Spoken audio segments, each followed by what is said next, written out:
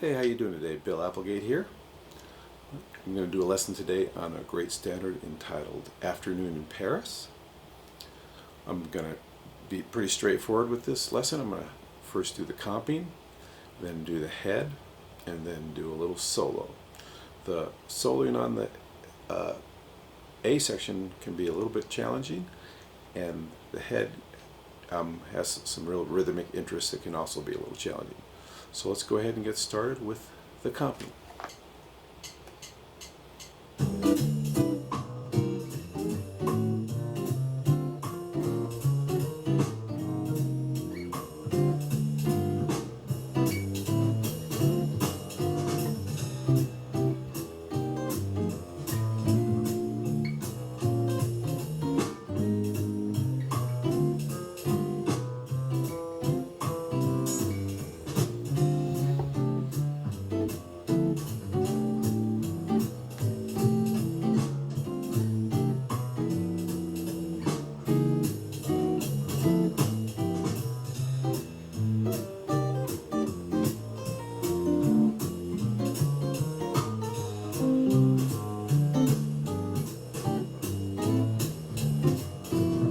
Alright, I'm starting here on a major 9 chord.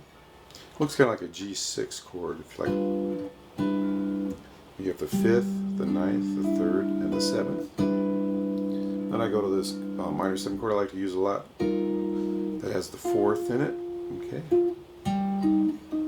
So you have the 5th, the flat 3rd, the 4th, and the 7th.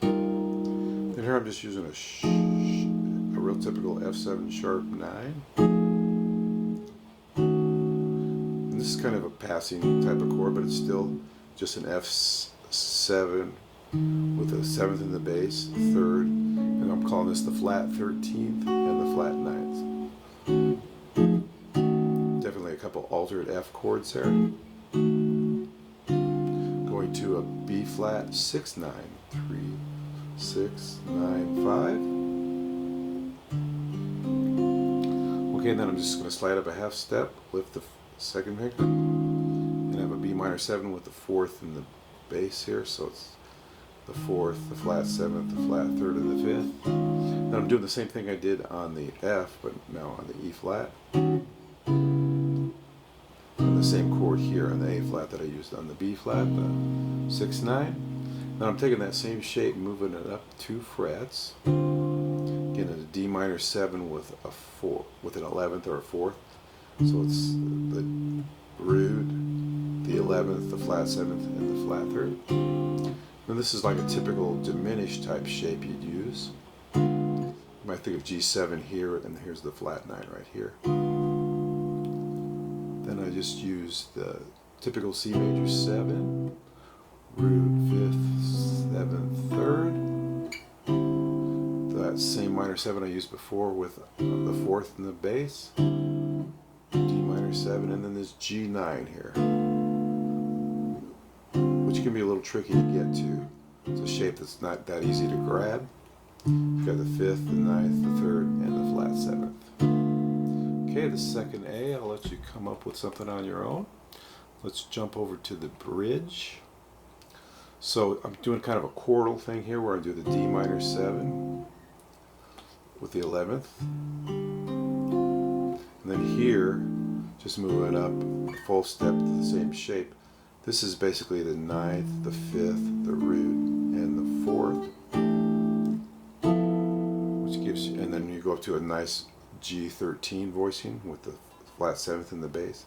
You might think of it as, it's the same shape as this, which is a 13th you might have played before. Not the same shape, but the same notes. Flat 7th, 3rd, 13th, 9th. Flat 7th, 3rd, 13th, 9th. Okay, then this C, the 6 9 chord I used earlier, and then I'm just lowering this one note to make it an A minor 7. So you have the 5th, the root, the flat 3rd, and the flat 7th. Okay, in the second half of the bridge I used the same thing in the first 2 measures. And what I do is I just take this same shape and move it down a half step, and you have the notes of a C sharp minor 6/9 basically, but it works on a minor 7 because the 6 and the 9 are like the 13th. So really it's the 13th and the 9th. Flat 3, 9th, flat 3, 6th, 9th, 5th. And then what I'm doing here is just changing the top note. And that gives you kind of an F13 like this. F sharp 13, I guess. Which is the flat 7th, the 3rd, the 13th, and the root on top. Same thing up a half step. Alright, then the next A section, I'll let you figure something out for that. So let's go on to the head.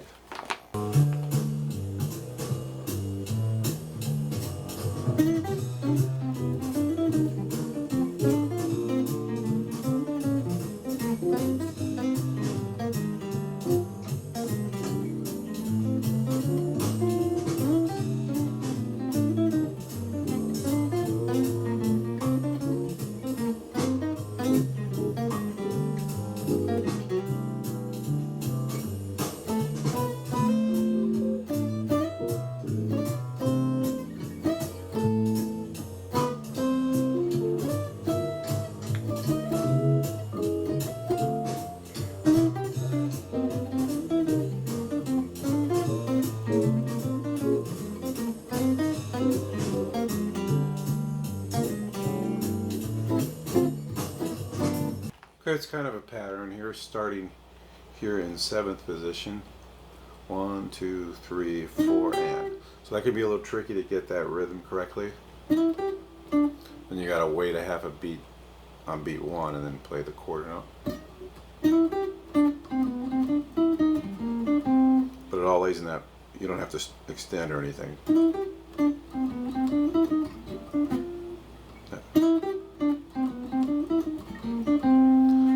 Move down a step and play the same thing.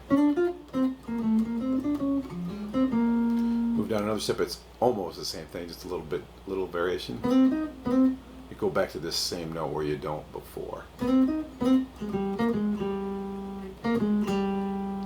Just play a little fill there if you want. Or sometimes just put the chords in. If you're in like a trio, that's a good place to put the chords in, so you could go.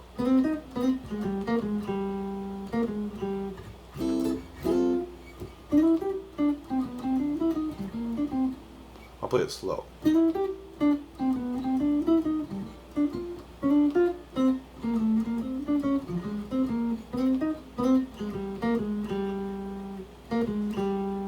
Okay, going on to the bridge, have some octaves here.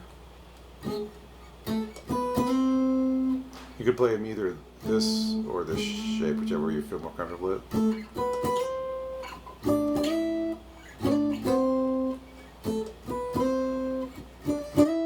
Kind of slide into them and stuff. Gives you kind of that West Montgomery sound. If you want to play it with your thumb, you can.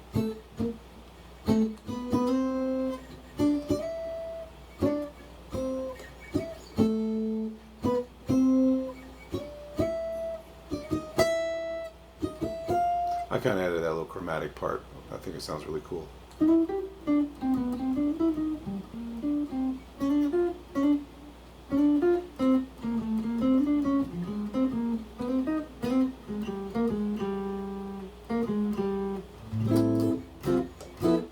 Alright, there you have it, the head. Let's move on to the solo.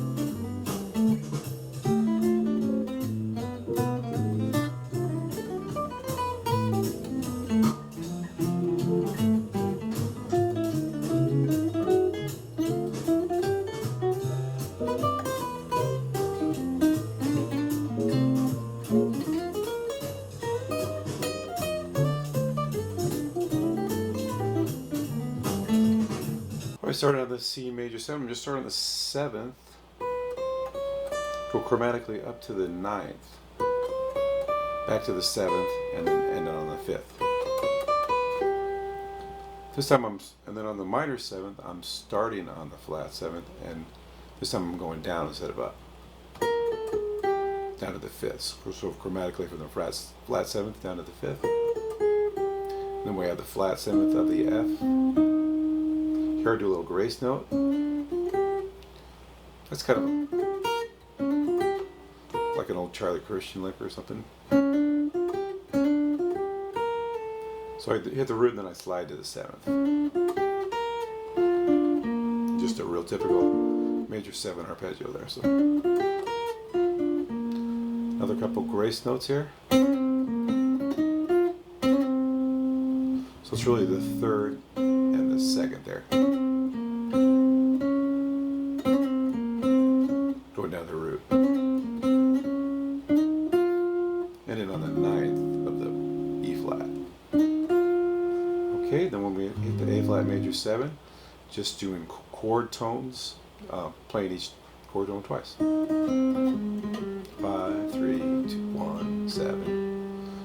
Flat 3rd of the D minor 7 to the root, back to the flat 3rd, and then a little chromatic passing note to the root of the G 7 flat 9.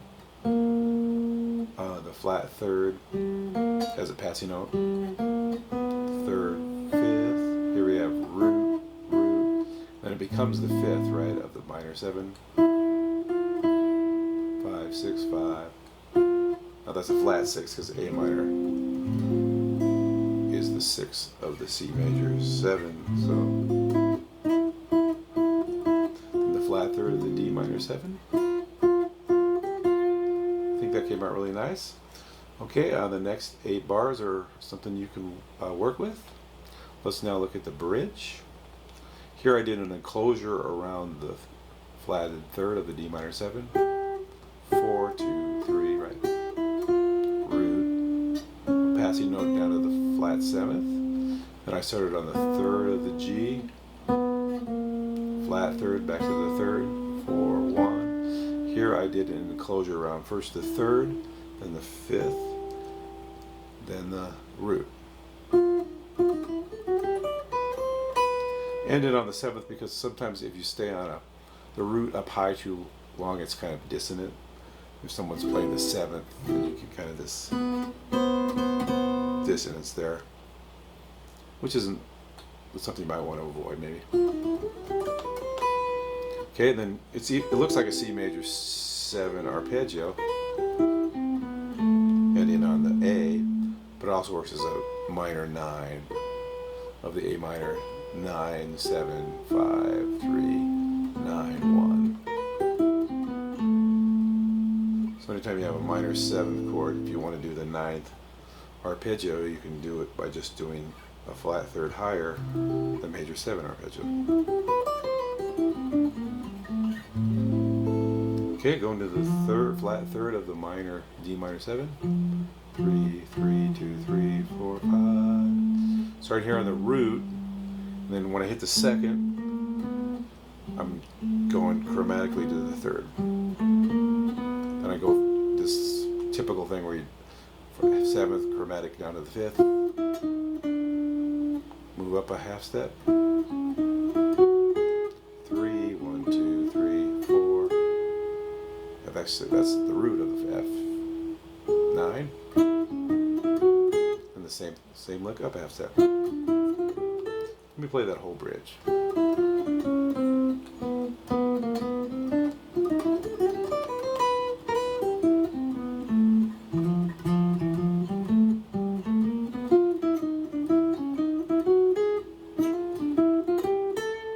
Okay, and it ends with another A section that gives you an opportunity to come up with some ideas on your own.